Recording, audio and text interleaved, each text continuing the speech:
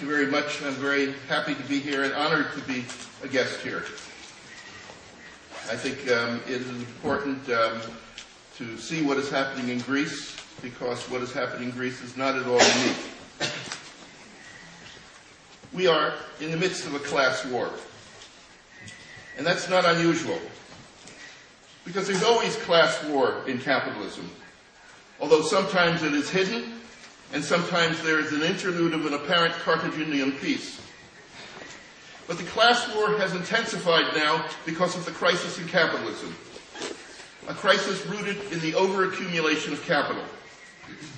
And in this crisis, capital has intensified the class war against the working class. Austerity, cutbacks, the need to sacrifice, these are the demands of capital as it calls upon workers to bear the burden of capital's own failures. This is a war conducted by capitalist states against workers to compel them to give up their achievements from past struggles. And in some places, but unfortunately not all, we see that the working class is saying no. In some cases, we see that workers are fighting to defend their past successes within capitalism, and that they are fighting against the racism and xenophobia which are the default position when workers are under attack, but not in struggle against capital. Such struggles, as Marx knew, are indispensable. They are, he said, the only means of preventing workers from becoming, quote, apathetic, thoughtless, more or less well-fed instruments of production, close quote. But who will win this class war? In his recent book, The Communist Hypothesis, Alain Badiou speaks of the past defeats of May 1968, the Chinese Cultural Revolution, the Paris Commune, as well as those of various factory occupations and other struggles, and he describes these as defeats covered with glory. They must be contrasted, Badiou insists, to the defeat without glory that social democracy brings, because they remain in our memory as inspirations. And this is certainly true. We honor those who have struggled in the past, and we must carry their struggles forward into the future. However, there have been enough glorious defeats. And I suggest to you that the current struggles against capital's attempt to make the working class rescue it from yet another of its crises are likely to be added to the list of glorious defeats. Of course, it's necessary to organize to stop the cutbacks and to demonstrate that capital can be defeated. Of course, it's necessary to communicate to capital how high its costs will be for attempting to shift the burden of its own failures to workers. And of course, we must celebrate the struggle that is taking place wherever the working class has not been anesthetized as a result of previous defeats. Sorry, My students always said this. Of course, it is necessary to celebrate the struggle that is taking place wherever the working class has not been anesthetized as a result of previous defeats without glory. It is not enough, though, to say no. There are those who think that an accumulation of no's, screamed or produced as the silent farts celebrated by John Holloway, can be sufficient. However, these poets of negation demonstrate thereby that they don't understand why and how capital reproduces itself. Why is it that after so many defeats, so many still cannot see what Marx grasped in the 19th century? He understood that capital has the tendency to produce a working class which views the existence of capital as necessary. The advance of capitalist production, Marx stressed, quote, develops a working class which by education, tradition, and habit looks upon the requirements of this mode of production as self-evident natural laws, close quote. Marx understood that capitalism tends to produce the workers it needs. workers who look upon capitalism as common sense.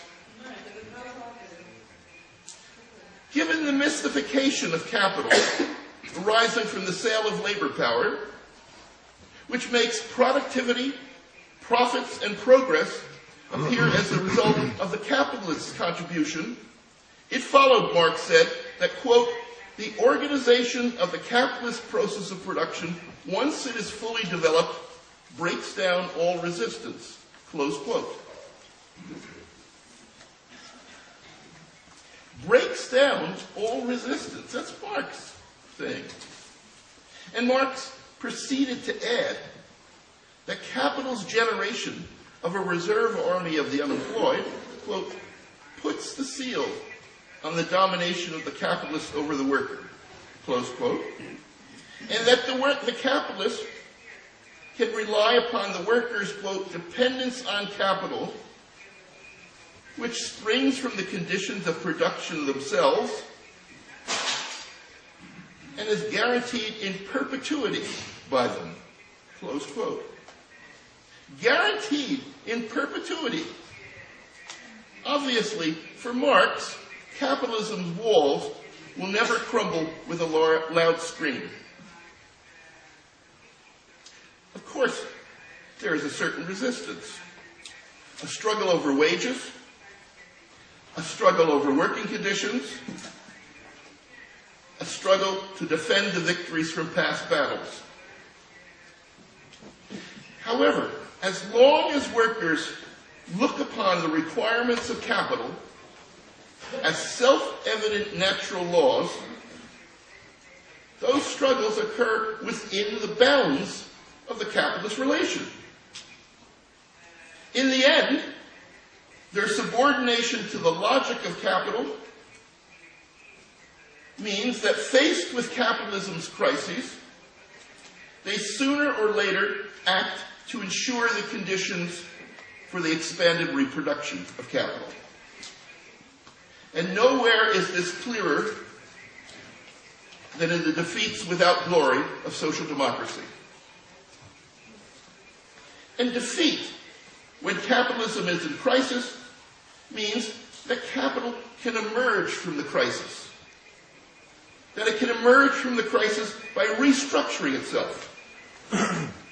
As it did internationally with the Bretton Woods package after the crisis of the 1930s, and as it did in the United States beginning in the 1980s with the assault on the working class there.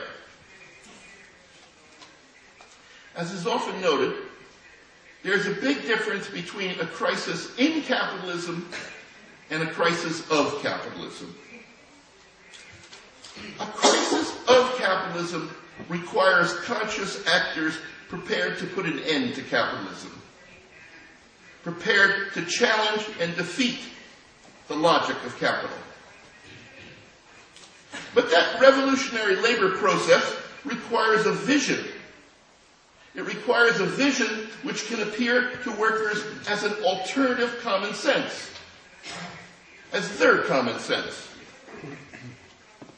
Like the worst architect that Marx spoke about in Capital, we must build the goal in our minds before we can construct it in reality.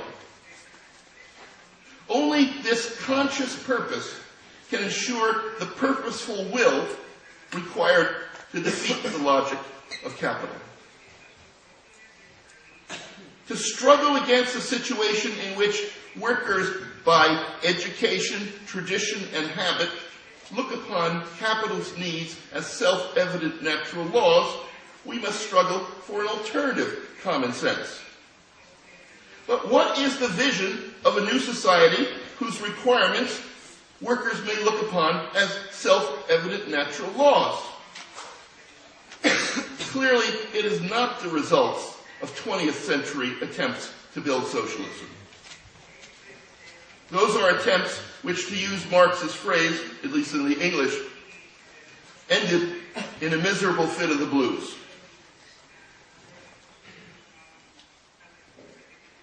We have to reinvent socialism.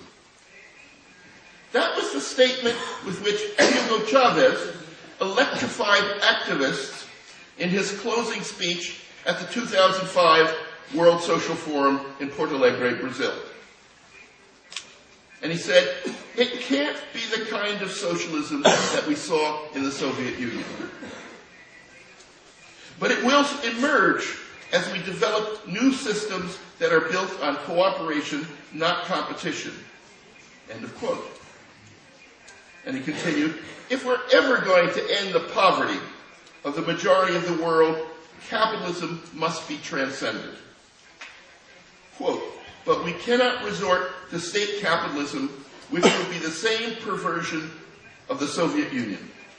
We must reclaim socialism as a thesis, a project, and a path, but a new type of socialism, a humanist one which puts humans and not machines or the state ahead of everything." Close quote from Chavez. In short, neither expansion of the means of production nor direction by the state should define the new socialist society. Rather, human beings must be at its center. And that, at its core, is the premise for socialism for the 21st century. And that marks a return to the socialist vision of the 19th century. In particular, it is a return to Marx, to the contrast that he drew in Capital, Volume 1, between a society which is subordinate to the logic of capital, one where the worker, quote, exists to satisfy the needs of existing values for valorization, close quote, and on the other hand, the logic of a new society, which Marx described as, quote, that inverse situation in which objective wealth is there to satisfy the worker's own need for development, end of quote. In other words, Marx talks in Capital about the worker's own need for development as the core of this alternative society, this inverse society. And here, in this concept of the worker's need for development, is the culmination of Marx's consistent stress upon the centrality of human development.